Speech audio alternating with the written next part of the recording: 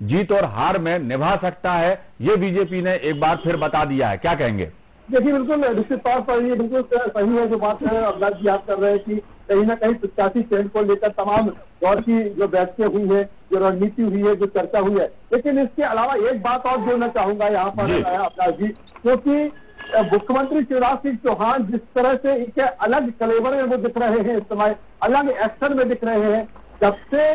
दोबारा उनकी सरकार यानी कि सरकार 2018 में चली गई थी, तो जिस तरह से सरकार बनी उसके बाद मुख्यमंत्री शिवराज सिंह चौहान जिस तरह से जमीनी स्तर पर वो लगातार काम कर रहे हैं, मुझे लगता है उसका असर भी इस चुनाव में देखने को मिला है। क्योंकि 2018 में जिस तरह से बीजेपी को हार का सामना करना पड़ा था, यह कह सकते हैं कि कहीं न कहीं मुख्यमंत्री शिवराज सिंह चौहान ये मानते हैं कि उसमें कुछ कोर कसर रह गई थी। और यही कारण है कि पहले जो आरोप लगते थे कि कहीं न कहीं जो नौकरशाही है वो हावी है, अफसरशाही हावी है, मुझे लगता है कि उस पर भी उन्होंने बहुत वर्क किया, उस पर भी बहुत उन्होंने काम किया है। क्योंकि सरकार योजना बना देती है, लेकिन उसका इम्प्लीमेंटेशन जिस तरह से होना चाहिए या जमीनी स्तर पर जिस तरह से उसको उतारना चाहिए, जनता के बीच में कैसे पहुंचना चाहिए, उस पर जिस तरह से वो स्वयं नजर रखे होंगे, जिस तरह से स्वयं काम कर रहे हैं, मुझे लगता है कि उनकी जो कुछ दिनों से हम लगातार देख रहे हैं कि लगातार कोविड काल में भी उनकी जो मेहनत रही है या फिर लगातार जमीनी स्तर पर वो पहुंच रहे हैं और लोगों से ये जो टच है, एक जो वो संपर्क उनका है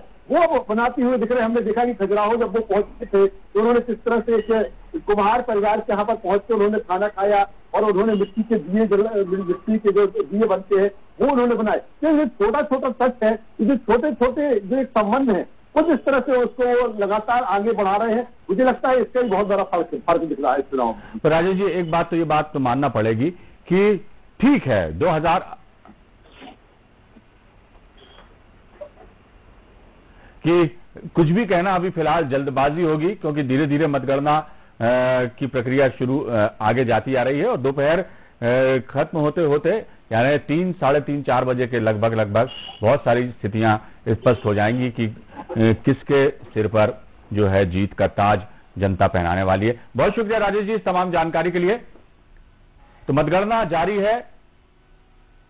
जो शुरुआती रुझान हमारे सामने आए उनमें चारों ही सीटों पर भारतीय जनता पार्टी के प्रत्याशी बढ़त बनाए हुए हैं और चारों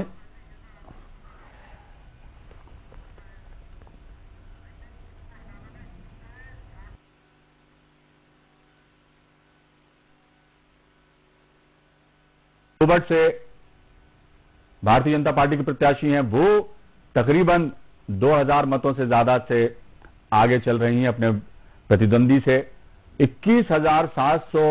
से ज्यादा मतों से आगे चल रहे हैं ज्ञानेश्वर पाटिल खंडवा में।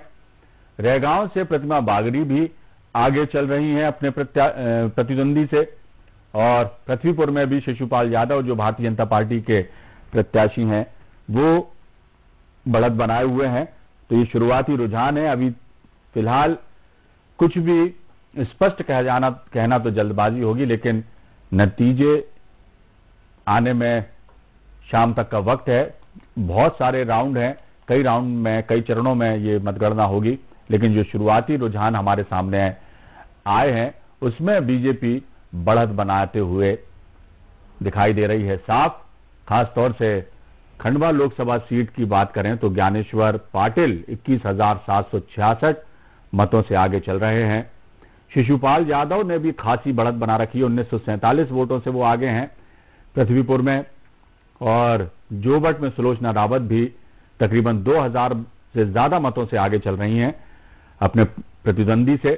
रैगांव में प्रतिमा बागरी भी आगे हैं, हालांकि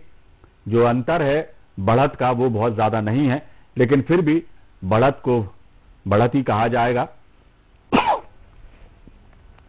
तो चारों ही सीटों पर अभी फिलहाल जो देखने में आ रहे हैं शुरुआती रुझान, बीजेपी का दबदबा बरकरार है। और जिस तरह से चुनाव प्रचार के दौरान भारतीय जनता पार्टी ने अपनी ताकत झोंकी है, कहीं ना कहीं उसका जो कहना चाहिए फल मिलता उसको दिखाई दे रहा है। लेकिन अभी कुछ भी कहना बहुत जल्दबाजी होगी और दोपहर के बाद तक काफी कुछ स्थितियां क्लियर होती नजर आएंगी। अगली खबर का रुख करते